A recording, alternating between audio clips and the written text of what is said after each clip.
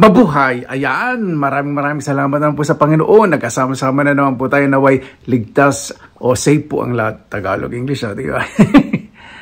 Ito nga po pala yung compilation po ng aking bakasyon po sa Pilipinas na nanamnamin po natin. Sa mga nakakarami po, alam naman po ninyo kung bakit pabalik-balik po ako sa Pilipinas once or twice a year po umuwi dahil po sa mga magulang ko. Hirap na po kumilos ang mga magulang ko, lalo na po ang mother ko naka-wheelchair. Kaya sinasamantala ko po talaga ang pag-uwi. Sa mga kababayan po natin na uwi po ng Pilipinas, tandaan po natin, uwi po natin ng saya. Marami po tayong pinagdadaanan po sa ibang bansa, talagang iba-iba pong sakripisyo. Pag uwi po tayo, maging masaya lang po tayo. Hindi naman po kinakailangan mag-harbo, maganda po lagi tayo araw-araw. Hindi po ganun. Bigay po natin yung quality time po sa mga mahal natin sa buhay. Siyempre, nasa inyo kung paano nyo po sila pasisayahin sa mga simpleng bagay na hindi nyo po nagagawa po noong araw at nagagawa po ninyo dahil sa pagsasakripisyo po ninyo sa ibang bansa. Kahit di naman po sa ibang bansa, kahit nagtatrabaho po kayo sa ibang lugar o bumabiyahe po, nagtatrabaho kayo sa Maynila o sa ibang probinsya, minsan po umuwi sa inyong mga pamilya. Basta pag-uwi po, kahit lingguhan, lagi pong masaya. Yung po kailangan po ng pamilya. Napakasarap po ng pakiramdam po ng ganun. Mas maswerte po siyempre yung mga kababayan po natin na nasa Pilipinas na lagi kasama po kanilang mga mahal sa buhay. Pasensya na po, medyo nauutal ako dahil ayoko po maging emotional. Kasi pag naging emotional ako bubula naman po. Baka mamay damigay ang puwet ko. Hindi naman po lingid sa iba na nagpapagawa po ka ng bahay. Opo, meron na pong bahay na tinutulugan po ang mga magulang ko, tinitirhan. Bilang isang anak po, siyempre, patagal ko na po talagang gustong paggawa po ng bahay ang mga magulang ko. Hindi ko na po sinasabing tumira po sila doon kapag gusto po nilang matulog o kung tumira gusto nilang lipat doon, nasa kanila po yun. Siguro, kung babalik-balikan ko po yung panahon na nangangarap po kami. Ako po kasi yung napaka-broad, napaka-vocal sa mga pangarap ko. Tinatawanan lang po ang mga magulang ko. Pag naalala ko po yun bahay po kasi namin talagang kubo lang po. Ayoko po sabing kubo lang. Maayos po yung bahay po namin, talagang sinasabi nga po hindi ka naging bata kung hindi po nagdaan o tumambay po sa bahay po namin. Ibig sabihin yung mga taga sa amin po, karamihan kamag-anak, mga kalaro po. Nasa gitna po kasi yung bahay po namin sa isang compound. Kaya tambayan po ang nanay ko po. Magluluto po yung pamimerienda po yung mga bata, lalo na pag mga umuulan. Napakasimple po ng tahanan po na napakasaya po ng buhay po noon. Ala po kaming kuryente po noon. Gasera po ang gamit namin. Yung gasera po, yung binibili po ng gas, nilalagyan dyan ng mitsa. Gawa po yung sa garapon. O kaya sa bote po. Mostly garapon po, binubutasan po yung takip sa gitna. At doon po, sinusuot ang mitsa na gawa po sa tela. Nakataw-taw po yung mitsa sa loob na may gas po. Yun. Kapag gumagawa po kami ng mga assignment, ilong namin nangingitim dahil sa usok. Tapos, wala po kami palikurin. Palikuran po namin tinatawag na kumon. Naka-til-til po yun. Ibig sabihin, nasa gilid po yun ng ilog. Kaya, matataba po yung hito sa amin sa mga bulog ng araw. Hindi ganun po. Pero, di po kami nagpatapon ng plastic. Ganun po nung araw Pero wala na po yun. Saka yung plato po namin, alam niyo po yung plato na tinatawag na Army's eating kit, parang ganun. Yung mga ginagamit ng Amerikano, alam po yung parang lata na plato, baso, yun.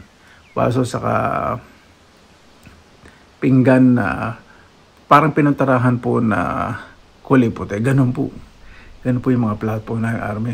Tinatawag namin sartén kapag malaki po yung mug na gawa din po sa lata.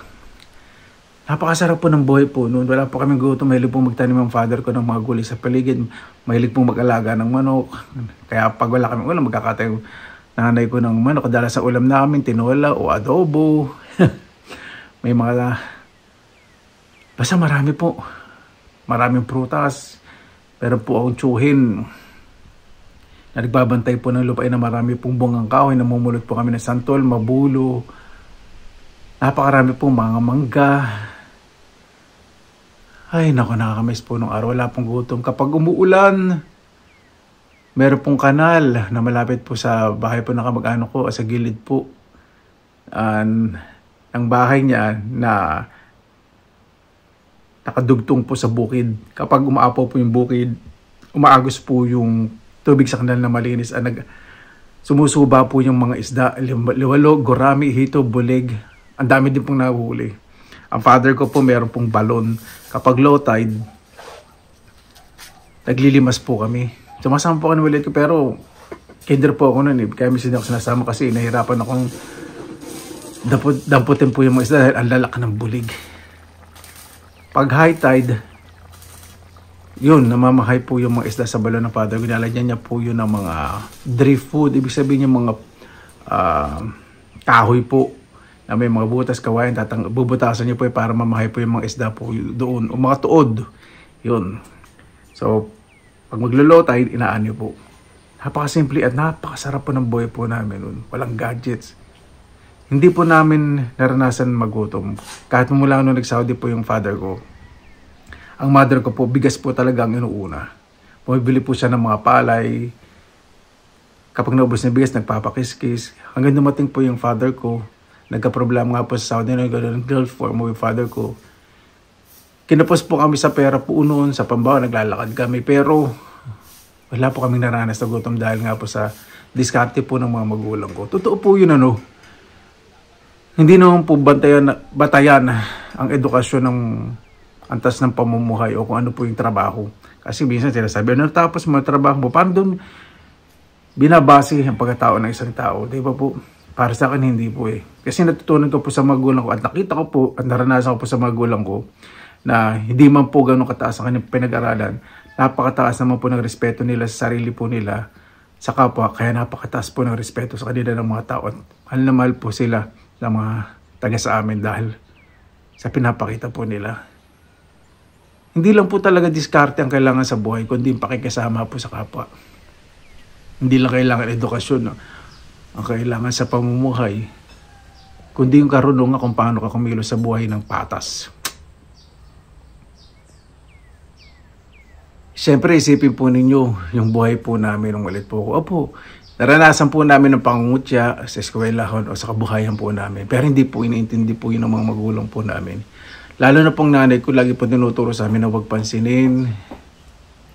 Lalo na sa mga damit namin, wala kaming bago. Bihira lang po kami magkaroon ng bagong damit noon, yung magpapasko. Pero nauwi po yung father ko, galing Saudi.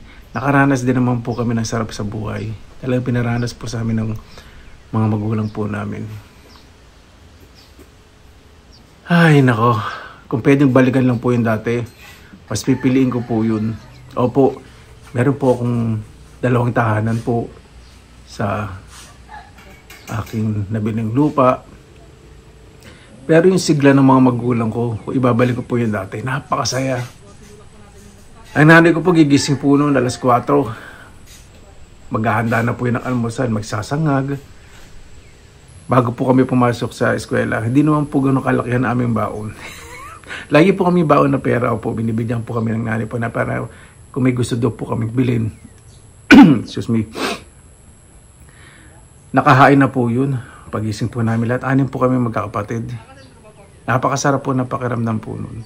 Lalakad po kami sa bahay po namin kubo na napapaligiran po ng maraming punong mangga, kawayanan. Sa likod po namin may malaking punong kamatsili, tabing ilog sa likod din, may punong malaki sampalo, antipolo. Talaga ina-imagine ko po sa harap po namin may naglalakihang century na puno ng mangga. At papunta po sa kalsada, maglalakad po kami sa Pilapil, sa gitna po ng bukid. Wala pa pong masyadong bahay nun sa lumang bahay po namin. At pagtawid sa kalsada, makikugas po kami sa gripo, sa kamag-anak po namin, sa pamangkin po ng nanay ko. Papasok na po kami, maglalakad, maraming puno po sa gilid ng kalsada. Napakasarap pong maglakad. Ilang pong mga tricycle po nun. Talaga naglalakad po ang mga tao. Malapit lang naman po eskwelahan eh. Siguro Kung walang chismosa, talagang mga 10 to 20 minutes na sa eskwela lang po kayo. Pero may mga usisa, baka buti ka na 1 oras. Ito po nung araw, lalakad po kami.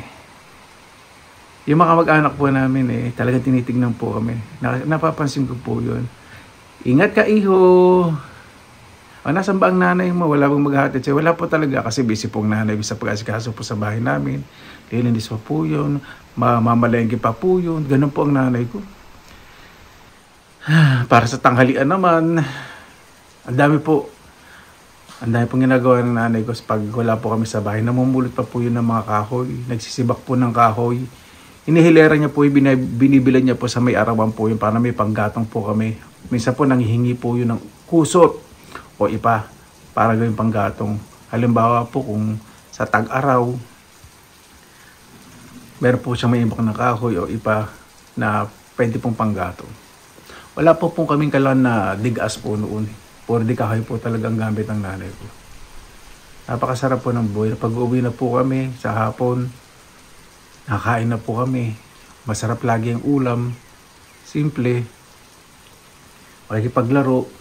Lalabas po kami ng bahay na wala pong init po talaga na tumatagos po sa paligid ng bahay po na napapaligiran po talaga ng matataas, malalaking mangga at mga nagyayabungan po na mga kawayan. Kaya kami pag naglalaro po, minsan hindi na po namin alintana po ang oras, lalo na po kapag Sabado at Linggo na magkakalaro. Hindi namin alam na gano'ng oras para kakain. Tatawagin na lang po kami kasi lamig po sa ilalim po ng mga puno sa paglaro po namin. Madalas pong nilalaro po namin, kampo-kampo, habulan. Halos yung mga laro po nung araw, nagtitext, nagjojolin, lahat. Harangan taga o lubigan, napakarami po namin taguan, lalo na po yung taguan dahil napakarami po sa amin. Nagtatanim din po yung mga kamag-anak po namin iba't ibang gulay sa bukid. Kita ko po kung paano po yung pagtsatsaga po talaga ng mga tao po nung araw. Napakasarap po. Kaya yung mga nakikita nyo pong background sa video po na to, ito po syempre yung buhay ko po ngayon sa pag-uwi po sa Pilipinas. Madalas po ako nasa bakuran ko lang. Tinitingnan ko po kasi bawat poste, halaman, daan, konkretong bahay, maayos na daan sa mga magulang ko na noon na pinapangarap lang po namin. Pag nasa loob po ako ng bahay dito sa pinagawa ko po, o sa bakuran man dito sa akin pong pinaghirapan, sobrang pong nagpapasalamat sa Panginoon. Minsan nga po tumutulog biglang luha ko Hindi po ako mag-emote ngayon kasi pag nagpo-post ako doon ako umiiyak. Tumutulog po luha ako. Nasabi ko sa Panginoon, maraming salamat po. At nagkaroon po kami tahanan na mas ligtas. Nagkaroon po kaming tahanan na bato. Pati nga po yung mga poste. Lahat po ng pasimano minsan dinahawakan ko. Kasi nung araw po, pag makikinood po kami, tumitingin po talaga ako sa paligid po na may mga kaya po sa buhay naming mababait naman po. Talaga nangangarap ko, sana balang araw magkaroon din kami ganito. Sana balang araw magkaroon din kami ng television. Sana magkaroon din kami ng cabinet sa magandang aparador. Sana magkaroon din kami ng ilaw kasi wala kaming ilaw.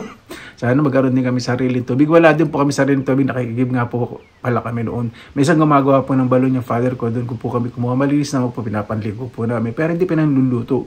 Yung panluto po, sinasalok po namin. Nagpipingga po kami. Alam niyo po yung kawayan na nakapasan po sa balikan nyo na may dalawang timba. Yun, naranasan po namin yun. Pero masaya po yun. Nakikisalok po kami ng tubig sa kamag-anak po namin. Panluto po ng nanay ko. Napakasaya po nun. Malilig ko kami sa poso. Ay. Yun lang po mga kababayan. Kaya pag-uwi po akong Pilipinas, ang lagi pong nasa isip ko, maibsan po yung lungkot lagi pong nararamdaman ng mga magulang ko. Dahil lagi po silang inisip nila, pagtanda po nila, lagi po nila binabanggit, pag wala na sila. Ayun po yung akong marinig. Kasi Pag pumupunta po yung mga magulang ko sa bahay, gusto ko masaya lang. Pag pinag-usapan namin yung nakaraan, gusto ko masaya lang po sila. Gusto ko po yung oras na kasama po yung mga magulang ko. Mula pagpasok po nila sa tahanan ko at paglabas po nila, may ngiti po sila at tawang laging kasama. Gusto ko, ayaw kong isipin na nilang malungkot noon. Yung mga pangungutya sa amin. Pag pinag-uusapan nga namin yung nanay ko, nag-emote ang bruha. I love you, Nay. Nanonood niya ng po lagi ang video. Minsan mingiti po yun eh. Minsan tumatawa. Father ko. Sobrang mahal ko po mga magulang ko.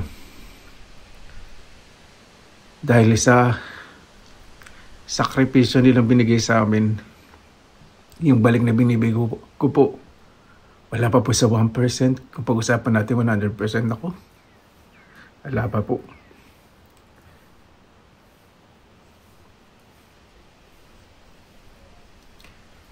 Kaya, kung kasama niyo po mga magulang niyo po sa Pilipinas, kahit di po magulang, tumatayong magulang sa inyo, yung mga kapatid niyo, kung wala na po kayong magulang, kung sino po yung kasama na nagmamahal po sa inyo, wag niyo po sayangin po yung panahon. Kasi kami pong mga nasa malalayong lugar, kung nasa Pilipinas man o nasa abroad, kami po yung mga nananabik, nagsasakripisyo.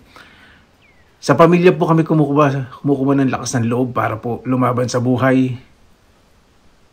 Kapag may binili po kami isang bagay, pag nakita po namin nakangiti o nakatawa po yung isang mahal namin sa buhay na hindi niya naranasan na magkaroon ng ganun, ay na po yung